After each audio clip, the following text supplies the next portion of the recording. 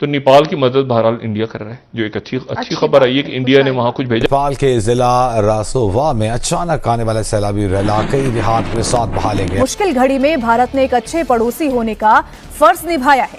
Indian air force का C-130J विमान 10 ton राहत सामग्री और जरूरी दवाइयां लेकर काठमांडू पहुंच चुका है। ऐसा खतरनाक सैलाबी रेला कि पूरे देहात को एक लम्हे में सफा हस्ती से मिटा दिया, सब कुछ बह गया। एनडीआरएफ की टीम के अलावा मेडिकल बड़े इक्विपमेंट, और क्योंकि एक बड़ी त्रासदी है। Following horrific flooding and a massive landslide in Nepal, the images are difficult to watch. अभी तक सैकड़ों हलाकतों की या हजारों हलाकतों का खदशा है, रॉयटर्स रिपोर्ट कर रहा है। नेपाल के पीएम बालेन शाह से पीएम मोदी ने बात कर और हर संभव मदद का भरोसा दिया है। Surveillance videos showing an unstoppable wall of water, mud and debris, possibly up to 160 feet high, destroying everything in its path. Buildings and bridges swept away. मुल्क है इंडिया जो नेबर कंट्री है, और नेबर कंट्री ने इतना साथ भी दिया नेपाल का। वहां पर इस तरीके से सफा हस्ती से देहात के देहात और लंबी चौड़ी बिल्डिंग्स, शहर, जो भी इलाके वहां पर आते थे इसकी जद में, उनको बहा कर ले गया। Along Nepal's border with Tibet are in a desperate race to find hundreds of missing people. Nepal को ना वो जरूरत है इंडिया की अपनी जगह पे।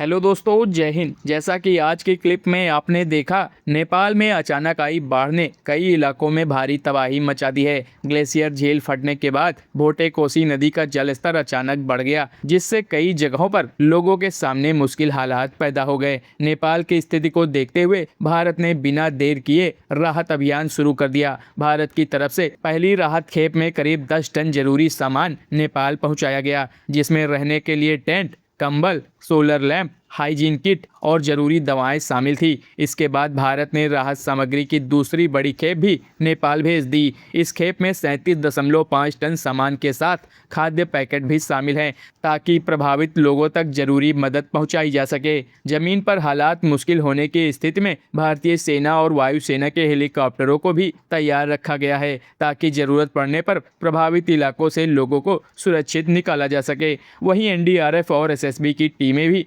राहत और बचाव कार्य में मदद के लिए तैयार हैं। ऐसा खतरनाक सैलाबी रेला कि पूरे देहात को एक लम्हे में सफा हस्ती से मिटा दिया, सब कुछ बह गया। अभी तक इसकी हतमी वजह किसी को मालूम नहीं, लेकिन जो कुछ रिपोर्ट हो रहा है उसमें यही है कि शायद ग्लेशियर का एक बड़ा टुकड़ा टूटकर गिरा, उसने दरिया के अंदर जाकर पानी की रवानी को बंद कर दिया, मतलब एक आरजी डैम बन गया, और फिर जल्जले की वजह से वो डैम टूटा और इतना ज्यादा पानी और उसके अंदर पत्थर और दूसरा साजो सामान जो है वो ऊपर, आप ये कहिए कि ऊंचाई से नीचे की तरफ बहा, कि उसके बाद ये जो फुटेज हम आपको चाइना से भी और नेपाल से भी, दोनों तरफ की ये फुटेज है, ये जो आपको दिखा रहे हैं, वहां पर इस तरीके से सफा हस्ती से देहात के देहात और लंबी चौड़ी बिल्डिंग्स, शहर, जो भी इलाके वहां पर आते थे इसकी जद में, उनको बहा कर ले गया। अभी तक सैकड़ों हलाकतों की या हजारों हलाकतों का खदशा है, रॉयटर्स रिपोर्ट कर रहा है। जो तिब्बत का इलाका है वो, और दूसरी तरफ नेपाल का इलाका, उनकी जो सरहद है वहां पर ये सब कुछ हुआ है। और यहां पर बहुत सारे टूरिस्ट भी थे, अमेरिका के, ऑस्ट्रेलिया के, कोई 10-12 ममालिक के शहरी जो यहां पर टूरिज्म के लिए या आपको पता है कोपैमाई के लिए, इन मामलात के लिए वहां पर मौजूद थे। वो भी खदशा है कि इसमें बह गए हैं। बहुत सारे इन ममालिक के लोग भी मिसिंग हैं। खतरनाक सैलाबी रेला और बड़ी हलाकतों का यहां से खदशा है। तो ये पहली खबर थी जो आपके सामने रखनी थी। सर, क्या कहना चाहेंगे कि क्या लगता है कि इंडिया जो है वो दिन ब दिन काफी कंट्रीज की जो है जरूरत बनता जा रहा है? देखिए, ऐसा है कि इंडिया एक सबसे पहली बात तो यह कि बहुत बड़ा कंट्री है, इसकी पॉपुलेशन बहुत ज्यादा है और दुनिया में नंबर 1 पे पॉपुलेशन के हिसाब से है। तो नेपाल एक छोटा सा कंट्रीज है जिसकी डिपेंडेंसी इंडिया पे आएगी, हर सूरत में आएगी। तो और दूसरी बात यह कि नेबरिंग कंट्री से रिलेशनशिप बिल्ड करने से इंडिया को और नेपाल को दोनों को फायदा होगा, ट्रेड बैलेंस बढ़ेगा, प्रॉस्पेरिटी आएगी। तो नेबरिंग कंट्री, जैसे हमारी नेबरिंग कंट्री है चाइना, हमारे चाइना से अगर अच्छे रिलेशन हैं या दूसरे कंट्री से अगर अच्छे रिलेशन होते हैं तो इसमें इकोनॉमी में बूस्ट आता है। ठीक है। तो इकोनॉमी बूस्ट आएगा तो लोगों के साथ खुशहाली आएगी। एक सिंपल सा फार्मूला है कि आप किसी भी नेबर के साथ तनाव रख के या कोई ऐसी बीच में हर्डल रख के जिसमें हाँ और कोई ऐसी चीजें रोक कर आप अपने आप को भी डिस्टर्ब करेंगे एज वेल एज के नेपाल को भी, यानी कि छोटे कंट्री को भी डिस्टर्ब करेंगे। तो बेहतर है कंट्री को आपस में रिलेशनशिप बिल्ड करने चाहिए और ताकि इकोनॉमिक प्रॉस्पेरिटी या डेवलपमेंट हो और बहुत सारी चीजों की एक दूसरे कंट्री के साथ डिपेंडेंसी है। अब दुनिया ग्लोबल विलेज है, जैसे आप ऑयल प्राइसेस है एक एग्जांपल है, एक जगह पे ऑयल प्राइसेस बढ़ती है तो पूरी दुनिया से इम्पैक्ट होती है। तो सेम ऐसा हमारा हम चाहे अगर किसी वजह से प्रॉब्लम में आता तो हम खुद पर प्रॉब्लम में आ जाएंगे ऑटोमेटिकली। तो एक सिंपल सा रूल है जो कि मैंने अभी आपको बताया। लेकिन एक सर इंसानियत के नाम की भी चीज होती है, इंडिया की तरफ से मतलब दूसरी कंट्री जितने मर्जी रिलेशन खराब करें, जब चाहे अगर बांग्लादेश की बात की जाए उन्होंने भी रिलेशन खराब होने के बाद इंडिया से कोचेस वगैरह मांगी, इंडिया ने उन्हें दे दी। नेपाल ने जितनी मर्जी बुरी बातें की, चाइना की तरफ जाना चाहे इंडिया को छोड़ के, जब वापस आते हैं ये लोग इंडिया वेलकम करता है। हर कंट्री चाहता है कि उसके रिलेशनशिप इंटरनेशनल लेवल पे बड़े स्टेबल होने चाहिए ताकि उसे ट्रेड वॉल्यूम बढ़े, टेक्नोलॉजी आए, एजुकेशन प्रॉस्पेरिटी आए।